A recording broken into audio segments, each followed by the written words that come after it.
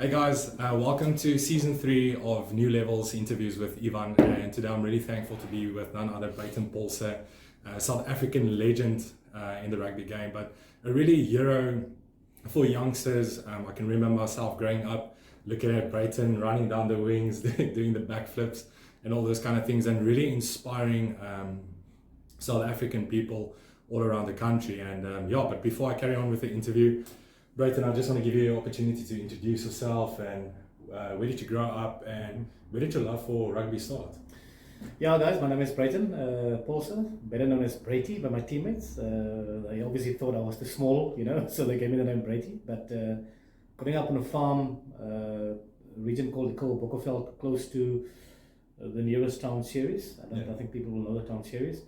So one thing's for sure, I wouldn't, change my upbringing for anything else. I was really blessed growing up in a farm community with a lot of strong values and principles, and today still, I live by most of those principles. I was given a break by the farm owner, who my mum worked for. She was a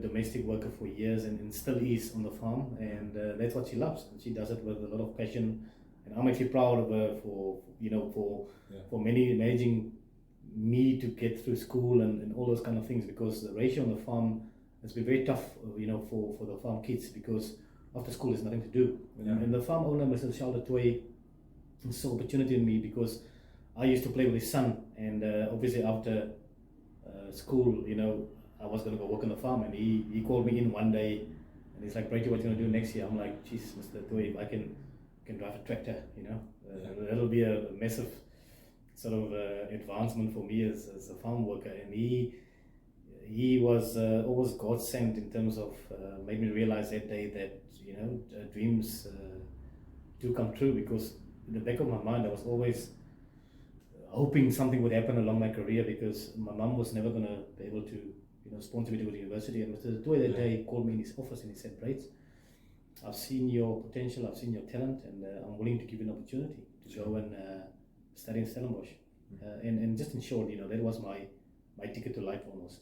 I was obviously blown away. I was a bit shocked and nervous because I wasn't sure what the hell is going on, because of this man who literally gave me an opportunity in life. It wasn't meant to be for me to go and see the world and make the world my oyster. It was really a moment in my life that I today still treasure, and really telling young kids out there that they must never stop believing and dreaming, because along the way somebody will come and maybe give you an opportunity, and if you're not ready to take the opportunity, you will never be able to use it as a platform to go and just live and enjoy your life and try and make the most of it. But that day was really a special day in my life, and I'm forever grateful today.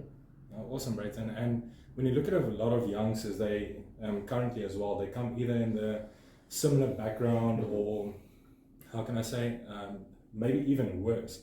But during that time as a youngster for you, what was the main foundation that, not just someone else believing in you, but what was the main foundation that you believed in yourself and just kept on going and kind of had that hope that something will happen? I think when you grow up in poverty, you kind of vulnerable, and also when you grow up in vulnerable homes as well, where single parents, have to raise you with little money. It's tough. It's tough. I mean, I can tell kids out there who think, I was maybe fortunate, who doesn't know my story. We grew up on the farm sometimes, no food in the house. Sometimes we had to walk to school barefoot. So I'm thankful that I know the dark and tough side of life. And obviously, growing up on a farm, farm kids generally, it has changed over the years, are very shy and very don't have a lot of confidence. I can put it that way.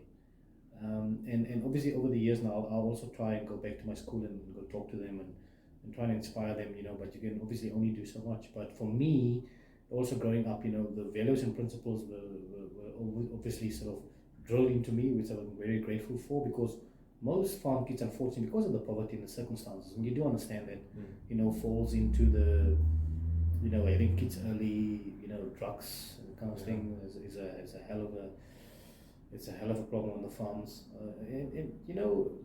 I know it's wrong, but again, you can understand why. Because when somebody is vulnerable, somebody doesn't have food to eat, it's tough. It's tough. You're gonna have to go look for other ways to make ends meet and try and survive. And those are the socio-economical situations that we have in South Africa. I mean, let's look at a guy like Sia Kolisi, for instance. He grew up in a township. If you read his book, it's eye opener in terms of how the masses of South African kids grow up. And we can always look up to government, but amongst ourselves, we gotta try and help one or two. We're not gonna change the world. We're not gonna help every kid, but where we can, we must try and help that. And that's also my mission.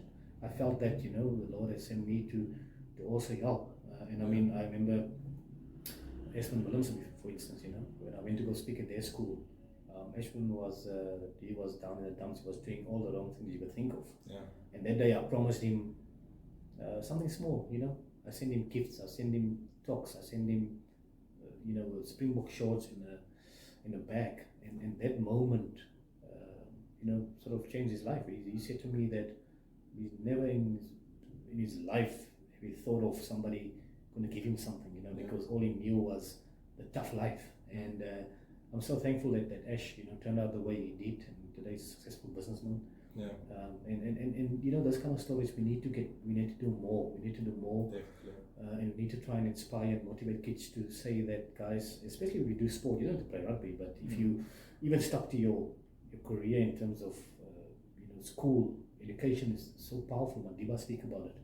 And if you stuck to what you believe in is going to work for you, give it a go. You don't want to look back, in 20 years' time and say, if only, I mean, that day when Mr. Toy said to me, Breyton, I'm going to send you to university, but listen, if you fail, you're going to come back, pay back the money, and come work on the farm. So, it's also for courses, so there's consequences as well. But at least give it a go, that you don't work, or that you don't look back in 50 years' time and say, if only I tried it, So the time is now, and also with COVID times, we realize, tomorrow's not guaranteed. So try and do it today, try and do it now. Definitely. And I think something that you really touched on that's really profound is that I think a lot of times we don't want the sun to shine on someone else. And when it comes to helping and giving a lending hand, I think that's really something that I want to encourage, like all rugby players out there, but not just rugby players, but just people in general.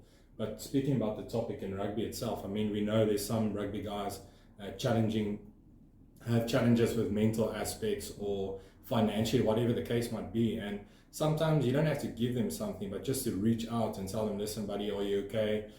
Can I come over for coffee? And you can't imagine the powerful thing, just speaking life into someone's situation, that is really phenomenal. And Breyton, when you look a bit at your career, I think you're definitely one of the players who has had a lot of different challenges. You've had the highs of highs and the lowest of lows. I can remember, I think it was between your 2004 and 2007, leading up towards that World Cup. I think there was a lot of things said about, like, should Breyton be in the squad, should he not be there? And something that I really want to honor you is that actually just keep on, despite people saying these kind of things to you, but you kept your cool and you just kept on going and believing in yourself. And when you look at the squad that you guys were in, how great was that, having that support of the team to cut down those negative voices? Yeah, it was a proper squad. I mean, that squad ultimately went on to win the World Cup 2007. I remember Jake brought in me, Percy, Os, a couple of the old folk, to come and inspire the young guys. And that was a masterstroke by Jake White. But before we carry on as well, I just want to say that coming from a farm area where people are very connected in terms of the community. Thankfully, that sort of helped me along my career in my life. To don't really care too much what other people say, but live your own life according to you. And I must say that has helped me a hell of a lot. If I, especially my early stages of my career, if I had to worry about what every journalist said about me and what every person had said about me, yes, I would never have reached those heights that I wanted to reach, and because of the blessings, I think it was quite special to me. When I eventually, through ups and downs, got to, for instance, the Springbok level. As people, I know we're all sensitive. We get emotional as well at times. And you spoke about the mental health. Those are all part of life, but everybody needs to find a way to block out the negativity. Because if you're going to focus on negativity, you're going to waste a lot of unnecessary energy, and your life will sort of be on hold. And even today, still, I live by, you focus on what I can control and not to give a damn of what other people's opinions of me. And that to me is quite important. So just a little message to kids who are growing up and who are always worried about social media, what this one say about you. Let me tell you, take it from Uncle Breyton. It's important to live your life, control what you can control, and literally stuff the rest. Because at the end of the day, only the people that's close to you, their words matter.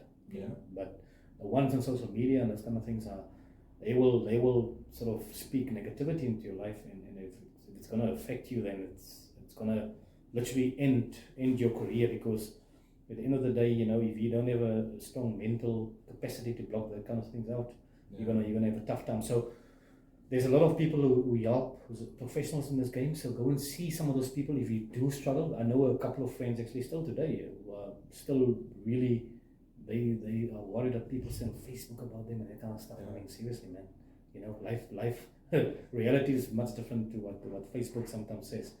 So coming back to the 2007 World Cup squad, that was an amazing squad. Again, like you say, we had a lot of ups and downs. I mean, before that we had Kamstadrat, I've been part of that, and I saw a lot of coaches over the years, and I played under a lot of them. So I've seen the highs and the lows of Springbok rugby, the dark side, the bright side, and just about everything. So again, I was blessed. I was blessed to be able to represent my country, blessed to be able to see in the world and make good friends. And that's why after rugby as well, you have to give credit to a guy by the name of Gavin Verigis. He's a South African rugby legends president who did so well and certainly make sure that there's enough events for players after rugby to go into legends and do some wonderful work in the community. So for that, I take my hat off to him. No, that's awesome, and it's good to hear those kind of things as well. And definitely want to encourage, even though if you haven't played on a Springbok level or anything like that, just to make sure that you also have, I think a lot of times we want to put the accountability on someone needs to help me, because when you play rugby, a lot of things are given to you. So you're kind of shaped in a way that most of the things are given to you, but you don't take that responsibility. Okay, I need to do something myself as well. And coming into that, during your rugby career, did you plan anything for life after rugby? Was it something that you had in mind, or how did that maybe kind of prepare you? Okay, well, one day you are going to hang the boots up. What are you going to do after that? Yeah, I mean, the day's going to come, whether you like it or not. Unfortunately, some of us don't really always prepare for that, and it's a difficult time when it comes eventually. I was very lucky. I mean, after my first year, I managed to work for Nedbank, and then Supersport also came along. So I've been really blessed in terms of opportunities, But shout out to the young players out there, while you play rugby, please get financial people to look well after your money. So if you don't get a huge profile build up over the years, it's going to be tough for you to get something. So, try and balance it. I know it's tough, but if you do make enough money, make sure that, you get into investments and that kind of thing. Yeah, no, definitely. So but before we just come to the last part of the interview as well, if you can just share one of your highest moments that you had in your Springbok career. I think that for myself, there's too many, so we'll probably carry on like an hour and a half in this moment.